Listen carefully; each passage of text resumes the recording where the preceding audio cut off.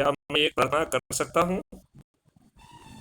अरे प्रार्थना पूरी आप बात रख सकते हैं अपनी, अभी शुरुआत हुई नहीं है। अच्छा, तो मेरी प्रार्थना ये है कि हम जो कुछ भी कर रहे हैं वो इसी भाव से करते रहें। उसके साथ एक संकल्प अच्छे भारत का लेने का यदि हम विकल्प भी साथ में रखें और लोगों को दें, तो हम बड़ी आसानी से इस संकल्प शक्ति से राजनीतिक पार्टियों और राजनेताओं को पराजित करते हुए महापरिवर्तित भारत को जमीन पर उतार सकते हैं। बहुत अच्छी बात है आपकी। अब हमें करना क्या है ये आपको बताना पड़ेगा। यदि आप मुझे इजाजत दें तो मैं पॉइंट वाइज अपनी बात रखूं।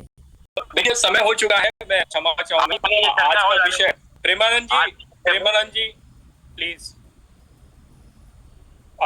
मैं आग्रह करूंगा आदरणीय भाई कमलानंद जी से कि वो आए और मंच का संचालन करें, और साथ ही साथ आदरणीय ब्रिगेडियर साहब से